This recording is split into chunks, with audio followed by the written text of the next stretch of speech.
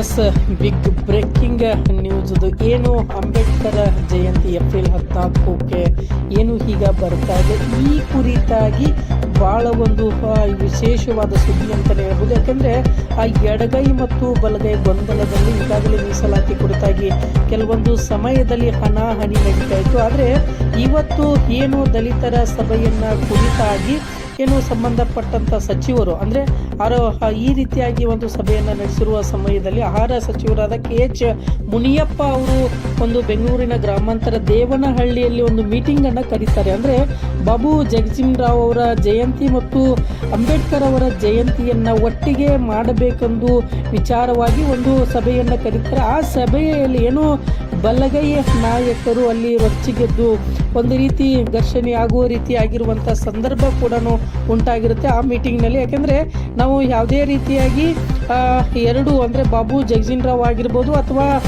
ಏನು ಅಂಬೇಡ್ಕರ್ ಜಯಂತಿ ಆಗಿರ್ಬೋದು, ನಾವು ಯಾವಾಗಲೂ ಒಟ್ಟಿಗೆ ಮಾಡಲ್ಲ, ನಾವು ಪ್ರತ್ಯೇಕವಾಗಿಯೇ ಮಾಡ್ತೀವಿ ಬಾಬಾ ಸಾಹೇಬರ ಜಯಂತಿ ಅನ್ನೋದು ಕೂಡ ಮಾತಿನ ಚಕಮಕಿ ನಡೀತು. ಆದರೆ ನಂತರದಲ್ಲಿ ಮಾಧ್ಯಮದ ಜೊತೆಗೆ KH ಮುನಿಯಪ್ಪ ಅವರು ಮಾತನಾಡಿದರು. ಅದು ಏನು ಮಾತನಾಡಿದಂಥ ನಂತರದಲ್ಲಿ ನೋಡಿ. ಆದರೆ ಈ ರೀತಿಯಾಗಿ ಸರಿಸಮಾನವಾಗಿ ಬಾಬು ಜಗಜೀವನರಾವ್ ಆಗಿರ್ಬೋದು, ಆಮೇಲೆ ಆ ಮುನಿಯಪ್ಪ ಅವರು ಕೂಡ ಅಂದರೆ ಮುನಿಯಪ್ಪ ಅವರು ಹೇಳಿರೋ ರೀತಿ ಅಂದರೆ ನಾವೆಲ್ಲರೂ ಒಂದೇನೆ ಅನ್ನೋ ರೀತಿಯಾಗಿ ಮಾತನಾಡಬೇಕಾದ್ರೆ, ಇಲ್ಲ ನಾವು ಬಾಬಾ ಸಾಹೇಬ್ ಅಂಬೇಡ್ಕರ್ ಜಯಂತಿಯನ್ನು ನಾವು ಪ್ರತ್ಯೇಕವಾಗಿ ಮಾಡ್ತೀವಿ, ನೀವು ಪ್ರತ್ಯೇಕವಾಗಿ ಮಾಡಿ ಅಂತ ಹೇಳ್ಬಿಟ್ಟು ಮತ್ತೆ ಎಡಗೈ ಮತ್ತು ಬಲಗೈ ಇಲ್ಲಿ ಮತ್ತೆ ಗೊಂದಲಕ್ಕುಂಟಾಗಿ ಸ್ವಲ್ಪ ಮಟ್ಟದಲ್ಲಿ ಏನು ಗಲಾಟೆ ಉಂಟಾಗುವ ಸಂದರ್ಭದಲ್ಲಿ ಮತ್ತೆ ಆ ಪೊಲೀಸ್ ಇಲಾಖೆಯವರು ತಡೆ ಹಿಡಿದಿರುವಂಥದ್ದನ್ನು ಕೂಡ ನಾವು ಕಾಣಿ ಬರ್ತೀವಿ. ಯಾಕಂದರೆ ಈ ಕುರಿತಾಗಿ ಏನು ಮಾತಾಡಿದ್ದಾರೆ AICC ಅಧ್ಯಕ್ಷ ಖರ್ಗೆ ಸಾಹೇಬರು, ಮುಖ್ಯಮಂತ್ರಿಗಳು ಮತ್ತು ಪ್ರದೇಶ ಕಾಂಗ್ರೆಸ್ ಸಮಿತಿ ಅಧ್ಯಕ್ಷರನ್ನು ಕರೆಸಿ ಆ ಒಂದು ಅಂಬೇಡ್ಕರ್ ಸ್ಟ್ಯಾಚ್ಯೂ ಅನ್ನು ಇನಾಗ್ರೇಷನ್ ಮಾಡೋ ಕೆಲಸನ ಯಶಸ್ವಿಯಾಗಿ ಮಾಡ್ತೀವಿ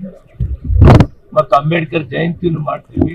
ಈ ಗೊಂದಲ ಕೇವಲ ಒಳ ಮೀಸಲಾತಿ ಪೈಸಲಾಗಬಹುದು, ಅಂದ್ರೆ ಒಂದು ತಿಂಗಳಿಗೆ ಆಮೇಲೆ ಇವರೆಲ್ಲ ಅಣ್ಣ ತಮ್ಮಂದ್ರಾಗ ಹೋಗ್ಬೇಕು, ಒಗ್ಗಟ್ಟಾಗಿರ್ಬೇಕು. ಇದು ಇತಿಹಾಸ ಇದೆ, ನೂರಾರು ವರ್ಷದಿಂದ ಒಟ್ಟಿಗೆ ಬಾಳಿ ಬದುಕಿದ್ದೀವಿ, ಮುಂದೆ ಬಾಳಿ ಬದುಕಬೇಕು. ಸಣ್ಣ ಗೊಂದಲ ಇದೆ, ಪೈಸಲು ಮಾಡ್ತೀವಿ ಸರ್ಕಾರ. ಅದಾದ್ಮೇಲೆ ಇದಕ್ಕೆ ಹೆಚ್ಚು ಮಾಹಿತಿ